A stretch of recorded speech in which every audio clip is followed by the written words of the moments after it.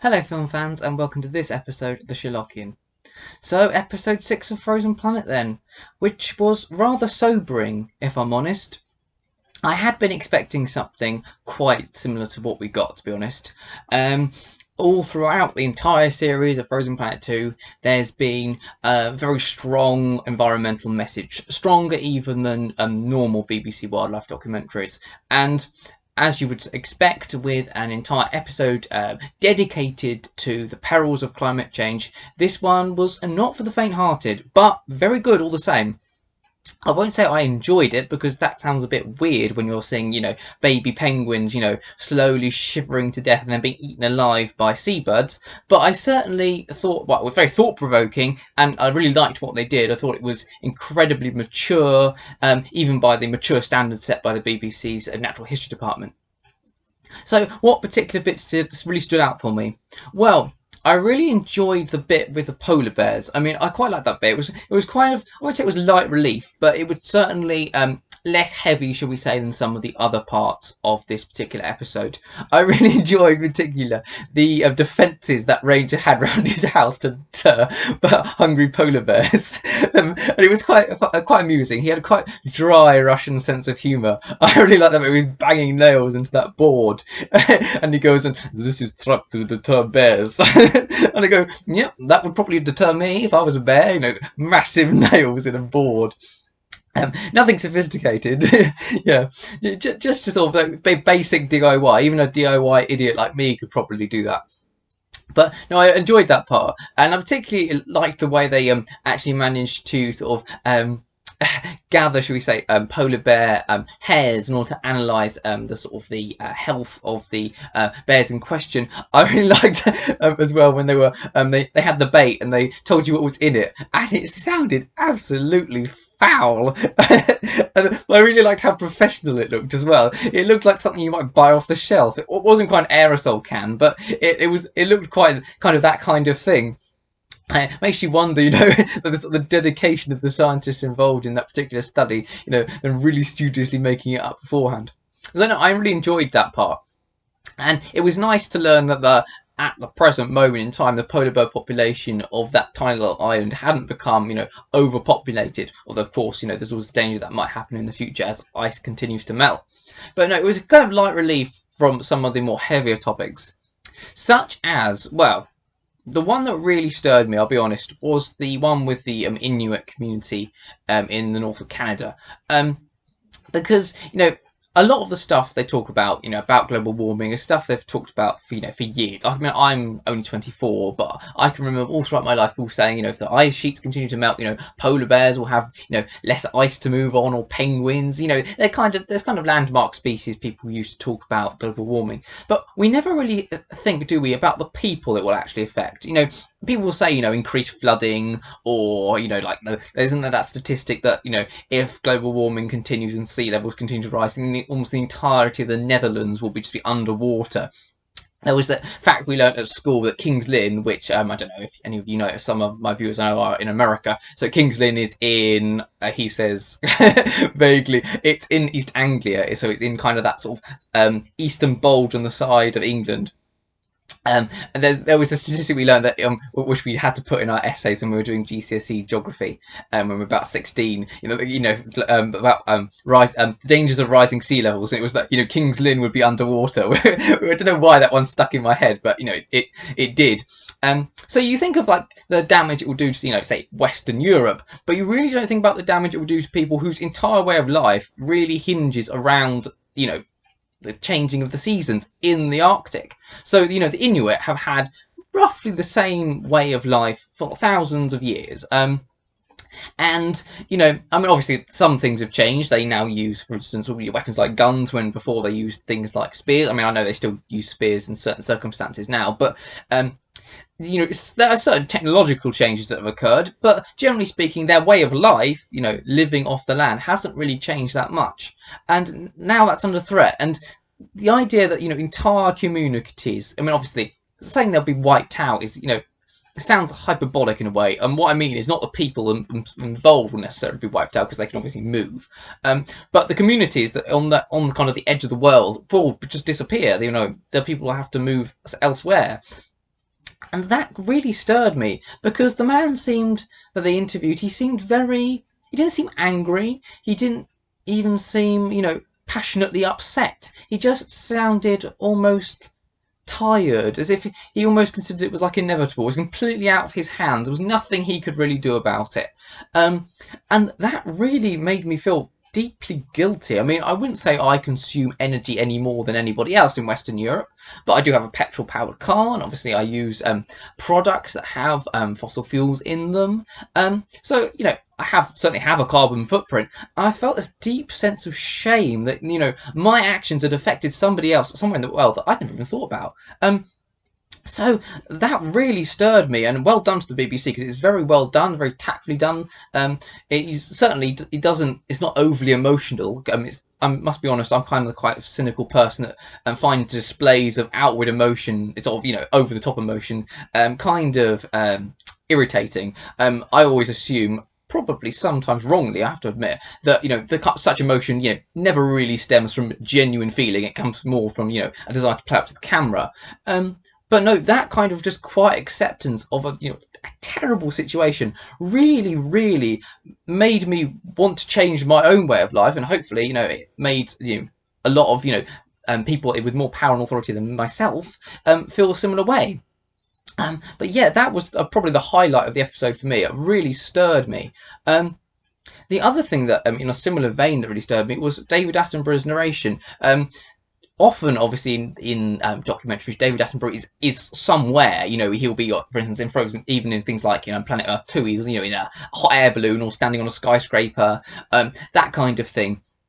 But in this, and I hadn't really actually noticed until somebody at work pointed it out to me, and I thought, oh yeah, I hadn't thought about that he actually, his role's been, well, just the voiceover, not any action, for want of a better word.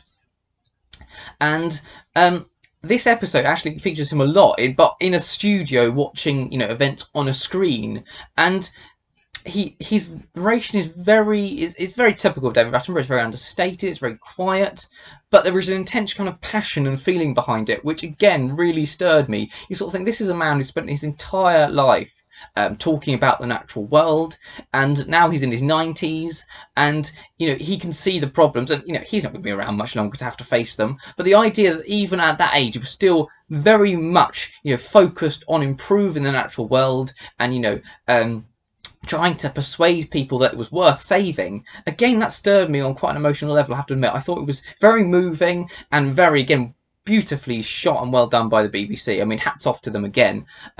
Again, he's very quiet sort of conclusion at the end.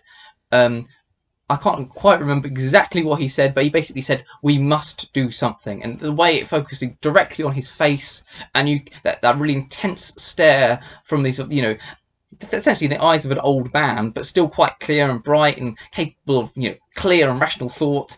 Again, that felt very emotionally resonant to me. I thought it was brilliant. And then, there were a few light moments, I have to admit.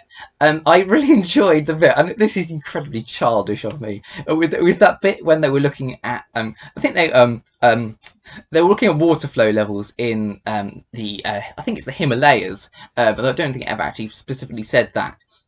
And obviously, a lot of kind of northern India depends on meltwater from the Himalayas feeding into rivers for their water supply. So obviously, very important that the glaciers don't melt completely. And they were measuring how deep they were, and obviously try and measure kind of melt levels.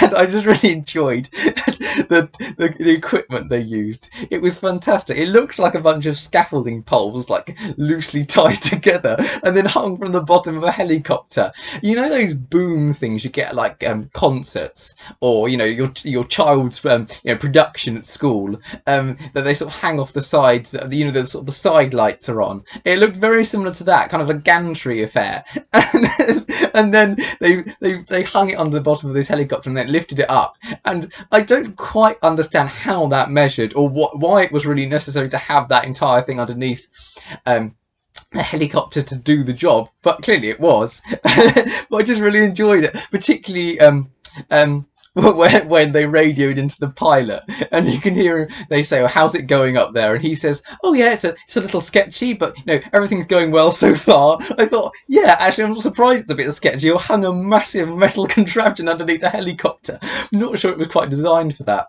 but I really enjoyed that, and it gave me it's kind of light-hearted moment. I don't think again it was supposed to be, but I enjoyed it all the same. Again, the same thing goes for the bit from space where they had that NASA scientist.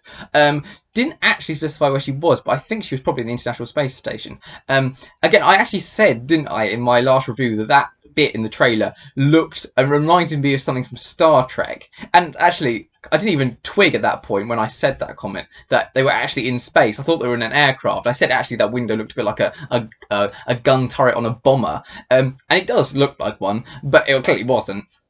But I really enjoyed that scene. I mean, it was kind of very contemplative. This woman just looking down on the world and noticing even the effects from climate change from space. And she actually said she could see fires breaking out in Europe, or at least see where the fires were, all the way from space. And again, they're just the beauty of the Earth, that sort of blue globe from space, and the idea of just the tranquility, but also the sort of the urgency of the situation. Again, that was really beautifully done, and I enjoyed it immensely. I thought that was beautifully shot. That was possibly the best shot sequences in the entire series. So yeah, overall, I thought Frozen Planet 2 was brilliant. I must admit, I was not a massive fan of Frozen Planet, the original series. I mean, I thought it was all right, but it wasn't burning within me to see another new take on Frozen Planet. But this I thought was excellent. I mean, they really fitted it in well with kind of the climate change message, which I thought was brilliantly slotted into each episode. And they kind of maintained a really good balance between, say, looking at interesting natural events and keeping you interested, but also showing you the urgency of the situation and how global warming is clearly having a terrible effect on all these kind of frozen biomes throughout the world. And overall, I thought they handled this kind of environmental message very, very well. It wasn't too preachy, but it was very urgent. It didn't feel like they were necessarily blaming the viewer, but they were asking the viewer for help, which I think is an excellent idea. People don't generally respond very well, do they, to being either preached at or attacked. Generally speaking, if you attack somebody, they try and defend themselves and think of excuses. Asking people for help is a much better idea, and that's clearly what they were going for, and hopefully it will have an excellent effect. I must admit, I mean, obviously it's only been out since Sunday. I haven't heard anyone really speak about it too much in the kind of the public zeitgeist, but hopefully it will inspire change. And particularly, I mean, obviously I can only really comment on my own country, but at the moment the British political situation is, well, complicated would be a polite way of saying it. As I recall this, we currently have no Prime Minister. So, yes, or at least the Prime Minister has resigned. Hopefully that kind of the environmental problems will affect to some extent anyway the government going forward, not only in my own country obviously, but in other powerful countries throughout the world.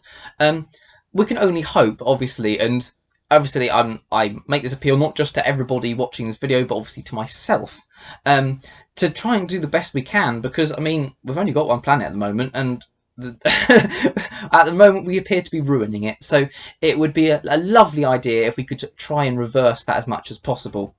Interestingly, I read a statistic the other day in a history book I was reading, and apparently between 1300 and 1400 the temperature in England dropped. Average temperature, this is, it dropped by about 1 degree, and that doesn't sound a lot, does it? I thought 1 degree when I read that. I thought, that's not a lot, is it? I mean, but then I thought, hang on a minute, on average, that probably is quite a lot. And it turns out that in 1300, a lot of British aristocrats, they actually made quite a lot of money out of vineyards, and that was one of their main agricultural sources of income.